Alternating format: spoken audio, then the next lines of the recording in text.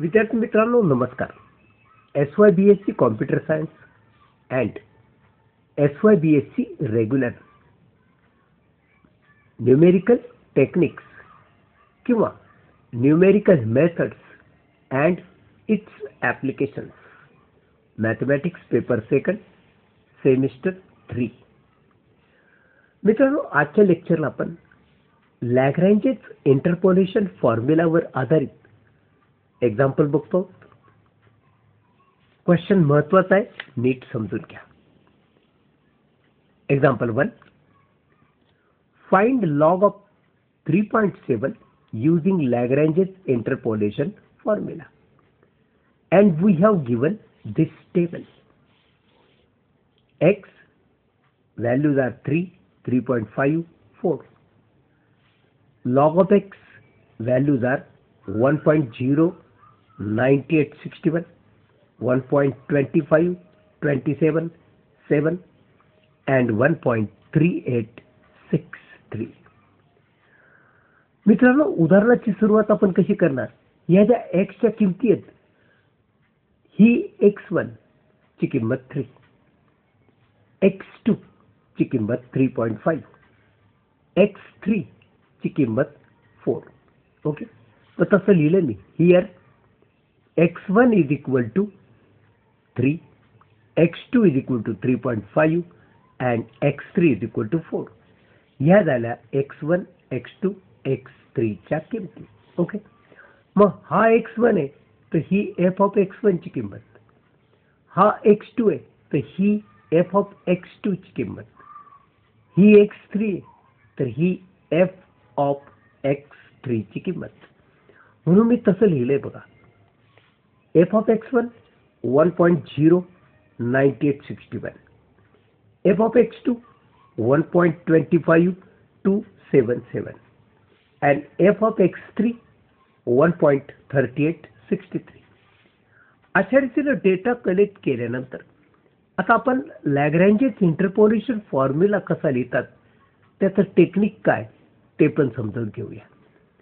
एक गोष्ट लक्षात ठेवा, हा फॉर्म्युला दिसायला किचकट आहे, पण टेक्निकली जर कसा लिहितात हे समजावून घेतलं तर याच्यात पाठांतराची किंवा कशाचीही गरज नाही किंवा हे कन्फ्यूज होण्यासारखं काहीही नाही. मित्रांनो, एक गोष्ट लक्षात ठेवा, तुम्हाला f of x1, f of x2 आणि f ऑफ x3 पर्यंतच्या किमती माहिती आहेत. मग तुम्ही काय करणार? इथं कुठंच x1 चा उल्लेख करणार नाही अंशामध्ये. का? कारण इथं x1 घेताय तुम्ही. मग x1 नाही घ्यायचा, मग x2 आणि x3 घ्या. ओके, अंशामध्ये x फिक्स राहणार, x मायनस x2, दुसऱ्या कंसात x मायनस x3. इथं x1 घ्यायचा नाही. का? कारण इथं x1 आलाय म्हणून. अंशात x1 येणार नाही कारण तो इथं x1 आलाय म्हणून. पण छेदामध्ये तुम्ही बघताल इथं x1 आहे ना, मग इथं पण x1 ने सुरुवात होणार दोन्ही कंसांची. हे लक्षात ठेवायचं. हे जसं ते तसं राहणार, त्याच्यात काही चेंज नाही. म्हणजे x मायनस x2, दुसऱ्या कंसात x मायनस x3, इथं f ऑफ x1, तर छेदामध्ये x1 मायनस हा x2, x1 मायनस हा x3. ओके, आता इथं जर f ऑफ x1 आला तर सेकंड f ऑफ x2 असणार. जर x2 आहे तर अंशात x2 कुठंच नसणार. पहिल्यांदा तर x फिक्स राहणार, पहिल्या कंसात x, दुसऱ्याही कंसात x. आता जर तुम्हाला x2 घ्यायचा नाही तर मग घ्याल काय? x1 आणि x3. आता छेदात इथं जर x2 आहे तर दोन्ही कंसाची सुरुवात x2 नच होणार. हे पहिलं. दुसरी गोष्ट, हाच खाली राहणार आहे, हेही तुम्हाला माहिती. त्यामुळं x2 मायनस x1 हा x1 खाली, x2 मायनस x3. ओके, आणि इथं f ऑफ x2. आता एफ ऑफ x1 झाला, एफ ऑफ x2 झाला, मग साहजिक आहे एफ ऑफ x3 राहणार थर्ड, आणि इथं तुम्ही स्टॉप होणार कारण एफ ऑफ x3 लास्ट आहे. मग फॉर्म्युला कसं लिहाल? अंशात x3 कुठंच येणार नाही. इथे x इथे x फिक्स आहे. मग काय लिहाल? x minus x1, x minus x2. Okay, छेदामध्ये काय लिहाल? हा x3 ने सुरुवात होईल. हे तर जसं तसं राहतं. म्हणजे काय होईल? x3 मायनस x1 हा x1, दुसऱ्या कंसात x3 मायनस हा x2. ओके, इथे येणार एफ ऑफ x3. आता ह्या किमती व्यवस्थित शांतपणे विदाउट कन्फ्यूज होता भरू शकता तुम्ही. ओके, मग आता मी इथं तसं लिहिलं F of X is equal to. आता सुरुवातीला मी काय केलं माहिती का? हा एक्स प्रत्येक वेळेस जसाच्या तसा ठेवला, त्यात सध्या बदल केलेला नाही. हा फॉर्म्युला एक्स तसाच आहे. x2 3.5, हा एक्स तसाच आहे. x3 4, छेदामध्ये x1 3 मायनस x2 3.5 म्हणजे हेच खाली x1 किती 3, हा 4 जसा तसा, आणि ही एफ ऑफ x1 ची किंमत. आता यामध्ये किमती भरा. x मायनस x1 आहे, हे बघा x मायनस x1 3, दुसऱ्या कंसात x मायनस x3 4 आहे. छेदामध्ये काय येणार? x2 minus x1, x2 minus x3 म्हणजे हा 3 जसा तसा, हा 4 जसा तसा, हा आहे x2. कारण इथं एफ ऑफ x2 भरलाय. एफ ऑफ x2 किती होता? 1.25277. आणि फायनल काय? F of x3. मग x मायनस x1 म्हणजे 3, x मायनस x2 म्हणजे 3.5, छेदामध्ये हा एफ ऑफ x3 आहे, म्हणजे या इथं x3 राहणार. x3 4 आहे, मायनस हा जसा तसा, x3 4 आहे, हा जसा तसा. आता मित्रांनो आपण काय केलं माहिती का? पुढच्या स्टेपला जिथं जिथं तुम्हाला एक्स दिसतोय, इथं इथं इथं, या सगळीकडं तुम्ही एक्स ची किंमत ठेवणार आहात. एक्स ची किंमत किती घेणार बघा. We have to find out 3.7. Log of 3.7 जर काढायचा तर ही 3.7 एक्स ची किंमत झाली. म्हणून जिथं जिथं एक्स दिसेल तिथं तिथं तुम्ही 3.7 लिहायचं. हे बघा, या इथे येणार 3.7, 3.7, 3.7, 3.7, 3.7, 3.7, 3.7 हे लिहायचं. हे बाकीचं मात्र जसं तसं ठेवायचं. छेद तर काहीच करायचं नाही, तर जसं तसं ठेवायचं. फक्त इथं x x x x x एक्सच्या किमती भरायच्या. हे बाकी सगळं तसंच ठेवायचं. मग आता मी तसं लिहिलं बघा. Put X is equal to 3.7 म्हणजे मला जिथं जिथं एक्स दिसत होता तिथं तिथं मी 3.7 लिहिला. बाकी ह्या व्हॅल्यू तर जसाच्या तसाच आहेत, त्याच्यात कशात बदल केला नाही. हे हे हे तसंच आहे.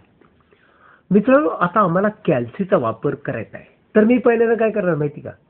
हा अंश आहे ना, पूर्ण अंश सोडवून घेणार. ओके, आणि खाली हा छेद सोडवून घेणार. ओके, अशा रीतीनं 1 ही वजाबाकी, 2 ही वजाबाकी यांचा गुणाकार, आणि या दोघांना या किमतीनं गुणायचं. असं आपण एकाच वेळेस कॅल्सित करून घेणार आहोत. तर बघा मित्रांनो, कंसात 3.7 मायनस 3.5, 3.5 कंस पूर्ण, दुसऱ्या कंसात 3.7, 3.7 मायनस 4, हा 4 कंस पूर्ण, इंटू एफ ऑफ x1 ची किंमत 1.0986 ओके. आता हा संपूर्ण गुणाकार आपण करून बघणार, तर तो येतो -0.0659166 ओके. तर हे बघा -0.0659166 हा संपूर्ण अंशाचा गुणाकार मी करून घेतला. आता छेदामध्ये हा 0.5 आला कसा हे तुम्हाला माहिती. ही सबट्रॅक्शन करा, इंटू ही सबट्रॅक्शन करा, हा गुणाकार जो होतो तो येणार 0.5 ओके. प्लस आता सेकंड हे ऑपरेशन आपल्याला करायचं आहे. बघा 3.7 -3 कंस पूर्ण इंटू 3.7 -4 कंस पूर्ण इंटू 1.25277. This is -2630817.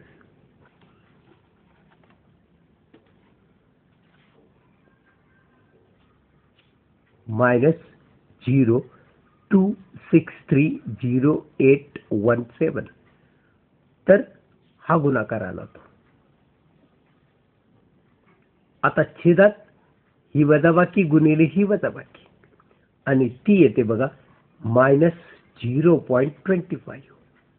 फायनली तुम्हाला हा गुणाकार करून पाहायचा आहे. पहिल्या कंसात 3.7 -3 कंस पूर्ण, तर दुसऱ्या कंसात 3.7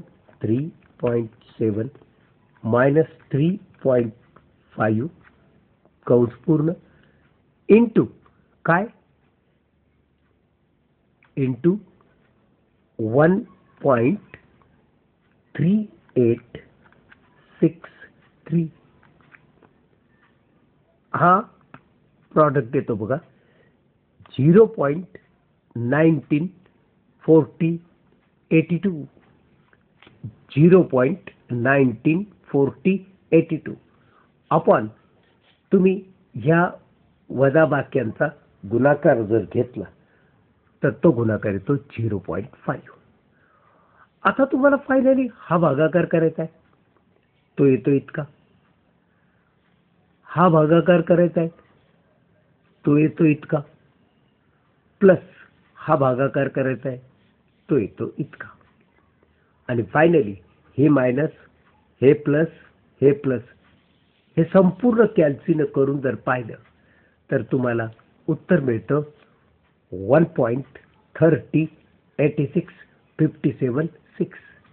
So this is the value of f of 3.7, and you know f of 3.7, that means log of 3.7, and its value is 1.3086576. So log of 3.7 ची किंमत काढा म्हटलं होतं, ती आपण लिहिली, इतकी आली. तर मित्रांनो हा एक टाईप होता. व्यवस्थित ह्याची जर प्रॅक्टिस केली तर हे अवघड नाही, पण क्वेश्चन इज फॉर 5 मार्क्स. त्यामुळे नीट समजून घ्या, याची प्रॅक्टिस करा, कुठेही कन्फ्यूज होऊ नका. कॅल्सीच्या साह्याने सोडवायचंय, व्यवस्थित सोडवा. ओके. आजच्या लेक्चर आपण इथे थांबूया. भेटूया पुढच्या लेक्चरमध्ये पुढचा एक नवीन टाईप घेऊन. तोपर्यंत मला निरोप द्या. नमस्कार.